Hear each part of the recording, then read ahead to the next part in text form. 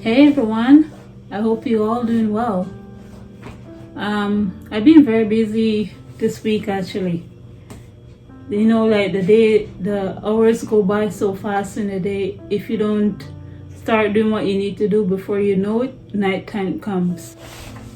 The other day, when I was grinding up some flour from the wheat berry itself, I found out something by accident, and I would like to share that with some people that don't make their own flour from scratch. This was like the second time I actually grind up wheat berry, but this time the wheat berry that I grind up, I didn't soak it, and I used this grinder to grind it up. And when I used the grinder to grind up the wheat berry, I'll show you what the wheat berry looks like. Give me a second.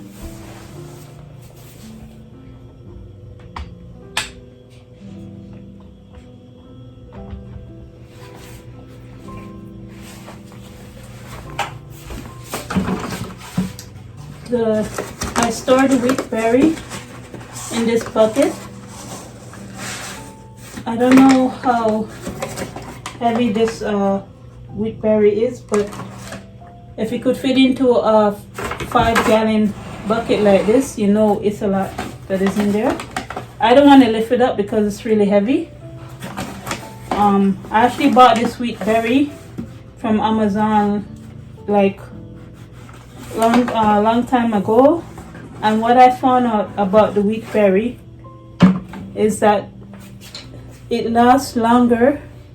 It could last up to years and years if you store it in a 5-gallon bucket, even without vacuum sealing it, and the seeds don't go rancid.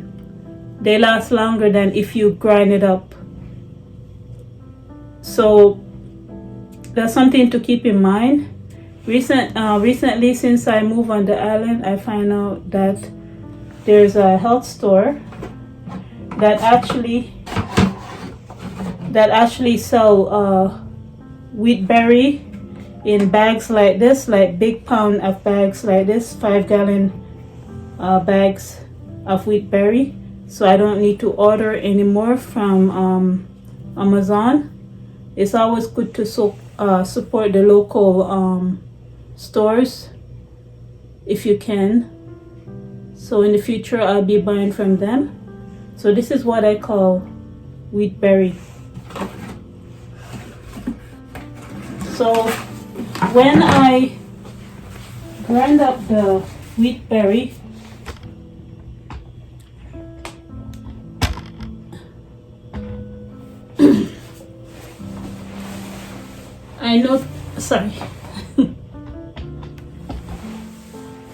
when I grind up the wheat berry, I noticed that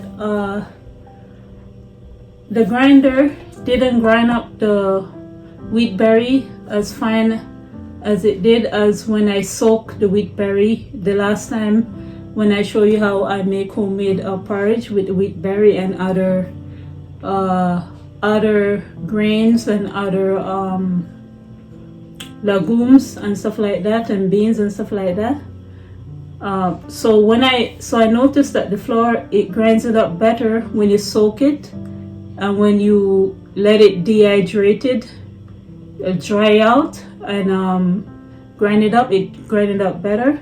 So what I decided to do was to use the sifter, use a strainer to remove some of the particles, and I did it like 3 times.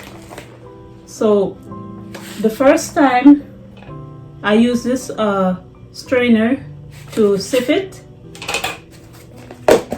and when I sift it,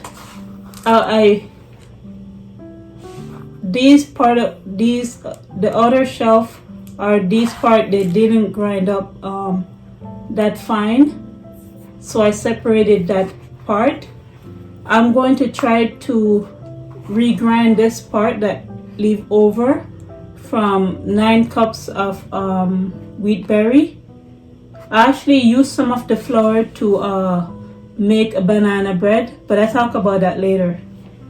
But so this is the first part. When I use a strainer I strain off the rough area of the wheat berry.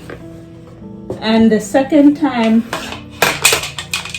I use this strainer, you can notice that the holes is more smaller than this one. It's more smaller than this one.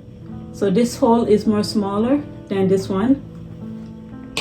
And the second time I use this one, and when I sieve it,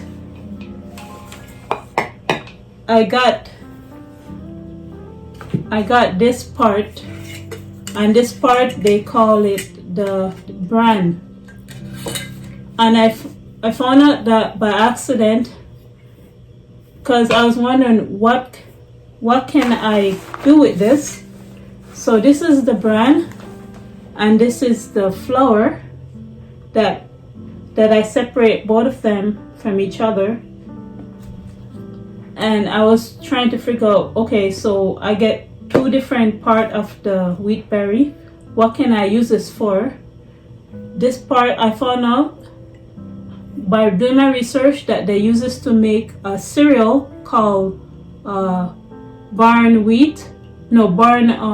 flakes cereal, like Raisin Bran barn wheat cereal.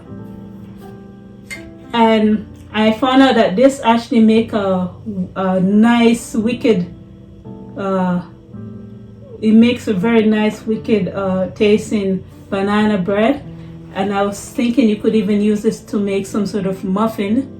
It doesn't taste like the wheat bran muffin that you normally buy from the coffee shop. It actually is more tender, more moist. Homemade stuff is most of the time tastes way better than from what you get from outside. And this could make a nice banana muffin. No, this could make a nice carrot muffin also, I'm thinking. I made a banana muffin with this because my husband was asked me to make banana muffin for him. Banana bread for him. And I veganized the recipe of the banana muffin, the banana bread that I made like months away. I veganized it because I don't eat eggs anymore or dairy products. So actually I still do eat dairy products. I eat the butter that I can. I still have a lot of butter that I can from months ago because I don't use a lot of butter in my cooking, so it lasts very long. So whatever butter I have, I still use that, but I don't buy any more butter or dairy products anymore. I use up all of my dairy products, and I don't have any more. I don't have eggs, so I veganized the recipe and it came out really nice. Just let me know if you like to know how I make that. Hopefully I remember, because most of the time when I cook, I cook from scratch. And let me know if you know what, I'm gonna actually try to make a cereal with this. Actually, in the near future I'll make a video about that, making cereal with this, because why not? And I was actually thinking you can actually use it as breadcrumbs also. You could put seasoning inside it and use it as a breadcrumbs, and make whatever you want to cover with the breadcrumbs with. I think that will actually, you can use it for that too, and it's a lot of fiber because it's the outer part. It's the rougher part of the bread flour. So this is the product afterwards. I was trying to research how they bleach the flour to make it so white, and I find out that there's 2 different ways how that happens. I'm going to show you what this looks like. One, they use chemicals. 1 minute. one, they use chemicals to make the flour turn white, and the other, as the months go by, the flour naturally goes white on its own, and that's how they make white flour. So this is the flour after I sift it the third time, the leftover part. And how I make the banana bread. I use 1 cup of this flour and 1 cup of the barn wheat, and I use other recipes, other ingredients to make it, and it turned out great. So I'm going to see if I can grind up this berry even finer, separate on its own, and I'm going to show you guys the result, and I'm going to let you guys hear how loud this grinder is. It's very loud. You don't want to be doing this in the night time, but it works, and for the price that I paid for it, it's not bad. I think I paid under 100, so it's not expensive at all. Anybody can afford to buy this. Most people can afford to buy it. So that's what it sounds like, and I'm gonna stop the sound.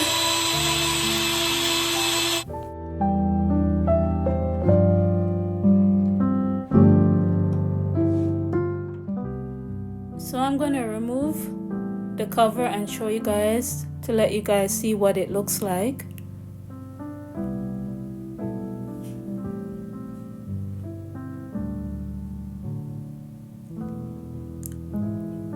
And as you guys can see, it actually grind up the rest of the wheat berry. So you guys can just sift it with the strainer, and then if this happened to you, just re-grind it again and it grind up to a flour, and you can do the same process as the other flour, like what I told you earlier with it. And now I'm going to show you guys some dehydrated roasted potatoes that I did. I use this grinder to grind it up into a flour, and this is what the flour look like. I'm going to use it to make cream of potato soup, or maybe use it as a thickener, or whatever I can use my imagination of using it for. And this is the oat flour that I grind up the flakes. My husband bought a big bag of oat flour from the health food store too, and I don't like using big flake of oatmeal. I like to grind it up into a flour to make my porridge, so that's why I did that process.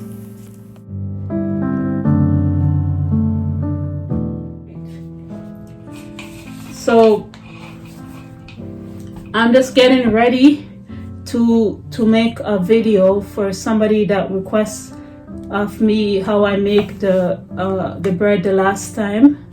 I showed on the short video, and unfortunately the flour that I used to make, I don't have that white flour anymore, so I have to use this flour, because I'm planning on not buying flour that's grind up. I'm planning on making my own grind flour. So I'm gonna be making that recipe, whatever I can remember from that recipe, with this flour. So I'm working on that. Hopefully I can post that video by Saturday or Sunday. It will take a few days to make that video. So I'm doing this because somebody requests me to show them how I make that recipe. And I'm hoping it will turn out as good as it turned out before, because when you use brown flour, the bread doesn't come as fluffy as when you just use the white flour, I'm assuming. But let's see what happens. You never know. But either way, making stuff from scratch and making it homemade and making it as natural as possible is way better for you than making it extra processed. So anyhow, you guys, just to let you know, If you grind your own flour, you have so much more option than if you buy it pre-grind. In the future, it lasts. The wheat berry could last for years and years, even without you using anything to remove the air from the package, as long as you store it in a 5-gallon bucket. And it's more healthier because you have more option if you want to pre-soak it and dehydrate it, because when you soak the berry, it's more easier for your body to digest it. Or if you don't want to soak it, you want to grind it up. Yes, it's more time consuming and it takes more effort to make it, but the bread or muffin or whatever you make tastes more better than if you buy pre-grind. It tastes more fresh. And anyhow, you guys have a good day. I'll talk to you in the very soon near future. Bye.